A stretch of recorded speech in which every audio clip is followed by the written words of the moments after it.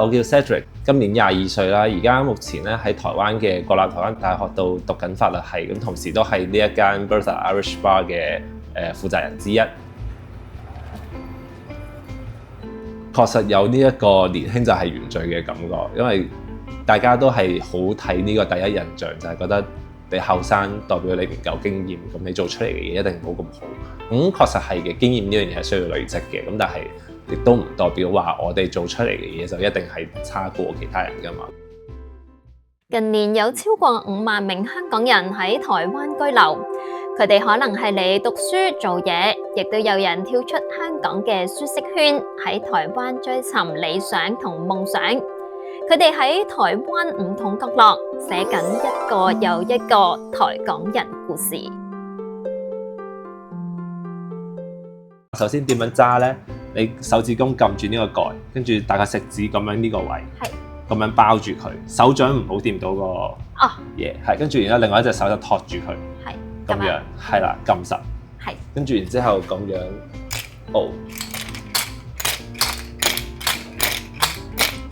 你嘅手踭可以擘開少少，咁樣，係咁樣。呢位咁後生就識教 hea 太調酒嘅 bartender， 唔單止係酒吧老闆，佢仲有另一個身份，就係台大法律系學生。Cedric 4年前喺香港考完 DSE， 雖然 JUPAS 有大學收佢，但唔係自己心儀嘅學系，加上憂慮香港嘅前景，所以就決定去台灣升學。因為經歷過香港嘅一啲波動啦，同埋一啲睇落經濟上、環境上嘅一啲變化咧，感覺上香港好似有少少好難繼續stay 落去發展咁樣，咁就想往外面闖一闖咁樣啦。咁屋企人都支持嘅。咁當時嘅第一選擇就係台灣，一嚟就係台灣呢邊嘅物價水平較低，但係其實佢嘅生活質素咧係唔差嘅。咁樣咧就而且離香港又近，即係有咩事要翻去嘅話咧，咁又都方便。Cedric 嚟到台灣冇急於上大學，反而用咗1年時間讀僑生先修班。呢1年佢瞓身讀書，結果喺700名學生入邊考到第2名，升讀台灣第1學府台大。咁其實我原本嘅志向咧係想做呢個動畫師嘅，咁但係咧因為去到後期咧呢個 AI 開始盛行，發現其實好似呢一行將來好似有少少危喎，咁樣咁要唔要轉條路選擇下咧？咁樣跟住，然之後因為我成績又比較優秀啦，所以就嗰陣時就覺得嚟都嚟咗啦，咁不如就揀佢哋最 top 嗰間嘅最難考嗰個系啦，咁就揀咗台大嘅法律系咁樣咯。雖然話誤打誤撞啦，但係其實我細個嘅志向咧係做律師嚟嘅。細個都好中意睇電視劇咧，就好多嗰啲律政相關嘅一啲電視劇，我自己都覺得哇好型喎！即係尤其是係個律師對住個法官嗌 objection 嗰一下嘅時候，我就覺得哇好似好有氣勢，呢個職業好似好有趣咁樣。讀下書點解會去開酒吧嘅？原來開酒吧係 Cedric 嘅夢想。喺家人嘅支持下，舊年年底佢同一位台灣同學頂手咗呢間佢成日幫襯嘅酒吧。其實我不嬲都好中意酒吧文化嘅，尤其是係調酒方面啦。因為香港其實喺考完 DSE 之後咧，咪有一段好長嘅空窗期嘅，即係超級長嘅暑假咁樣嘅概念啦。咁所以其實嗰陣時咧就都夠稱啦，咁就同 friend 可能周圍去玩下，咁樣就去睇過見識過香港好多嘅酒吧，咁就發現咧，其實調酒係一件好有趣嘅事情嚟嘅。佢哋可以用好多唔同嘅材料去做出唔同嘅口感啊、香味啊，或者係一啲視覺上面嘅表演咁樣。再加上喺一個酒吧入邊，首先酒精係一個會令到人變得更加開放嘅一個成分啦，咁所以咧，其實大家可能飲下嘅時候就開始傾偈，傾得好開心咁樣。咁所以其實我哋中意嗰個酒吧成個氛圍，因為呢間鋪頭其實好多年前，起碼7年前就已經係酒吧嚟嘅。咁中間就易咗好多手啦。去到我哋上一手嘅時候，因為個老闆係台中人嚟嘅，佢屋企就有啲事情，就需要翻去呢個台中，變咗做佢需要揾人頂讓。咁嗰陣時咧，我合夥人當時佢係入邊嘅 bartender 嚟嘅，咁我喺呢度常客啦，咁同佢都叫做熟，咁所以好順利地咁樣就頂手頂咗呢間酒吧落嚟咁樣咯。經營酒吧有冇遇到咩困難呢？因為呢度開正喺台大嘅正對面啦，咁所以咧我哋預期其實學生客應該係比較多嘅，始終我哋自己當時做客人嘅時候，其實都係學生啦，咁都係 weekend 嘅時候會過嚟，咁所以就可能當時就有個假象，就會覺得呢度嘅學生好多。咁但係其實實際上個情況就係真係得 weekend 會有咁多學生。咁平日咧，其實都係需要靠一啲社會人士，尤其是一啲可能比較喺台灣嘅中產階級少少、收入高少少嘅人群啦，比較遇到嘅麻煩就係呢一個行業其實我哋後尾發現比較受大環境嘅影響，即係譬如話好似前排嘅呢個美國關稅啦，或者係一啲台灣嘅股災啊，咁總之就成個大環境一轉變，就會變咗做突然之間冇晒客。咁樣就會嗰一期就可能會需要蝕錢咁樣，咁但係我哋自己就覺得始終開鋪呢樣嘢本來就係我哋嘅夢想，我哋只不過係將佢提前咗去進行，咁所以個結果係點其實唔重要，重要嘅係我哋有呢一個咁樣嘅經驗，即係我同我合夥人都成日講一句説話，就係有啲嘢其實你如果呢個年紀唔做，你第時出咗社會，其實你邊有呢個心力去做，係咪先？同時兼顧學業同生意會唔會好辛苦呢？喺開咗鋪大概1個月左右嘅時間，我去咗進修嘅。咁我去咗呢一個 IBA，即係國際調酒師協會啦。咁並且係考咗個牌翻嚟嘅。咁就開始真係落場去做調酒。因為我個人嘅性格就係偏向於將個 schedule 塞到滿晒，我覺得越充實越好嘅嗰種人嚟嘅。咁所以我並唔會覺得話冇私人時間係一個好大嘅困擾啦。咁但係你話辛唔辛苦呢？咁確實係比起一般嘅學生係辛苦少少嘅，因為畢竟要兼顧兩邊嘅嘢。兩個仲讀緊大學嘅後生仔，年紀輕輕就開酒吧，有冇遇過咩質疑嘅聲音啊？其實經常都有嘅，因為就係有啲客人。佢一行入嚟見到兩位咁後生嘅調酒師企喺度嘅時候，佢就一嚟就會可能露出一啲比較不屑嘅眼神啦，跟住又或者係喺 order 嘅時候會有少少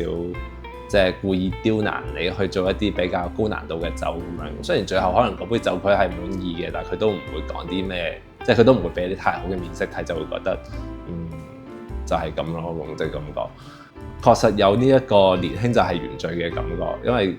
大家都係好睇呢個第一印象，就係覺得你後生代表你唔夠經驗，咁你做出嚟嘅嘢一定冇咁好。咁確實係嘅，經驗呢樣嘢係需要累積嘅，咁但係亦都唔代表話我哋做出嚟嘅嘢就一定係差過其他人㗎嘛。咁所以我都覺得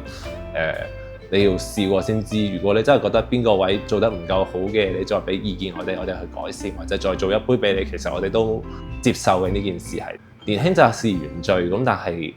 同時年輕都係本錢，就係有呢個時間去慢慢試錯咯。我覺得會唔會覺得委屈啊？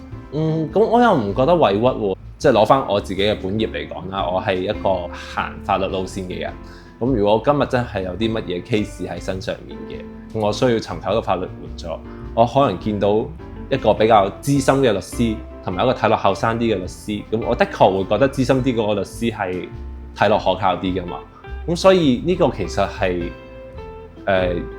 一個好正常嘅現象，只不過係覺得話你都未試過就先批評我哋嘅話，咁就有啲過分咯。自己會唔會想做得更加好去證明，即係其實我哋年輕都做得到㗎？會有，我記得有一個客人就曾經行入嚟就係話，你攞得出手最有本事嘅一杯酒係咩酒啊？咁我當時就禮貌地問佢，就話你想飲比較classic 嘅嘢，定係比較 signature 啲㗎？咁佢聽到呢一句就變得好唔耐煩，佢就話：我問你嘅係你有啲咩攞得出手？我個諗法就係你都要俾一個方向我㗎，兩邊我都有攞得出手嘅嘢㗎啦。咁佢就話：算啦，你俾杯啤酒我啦。咁我就會覺得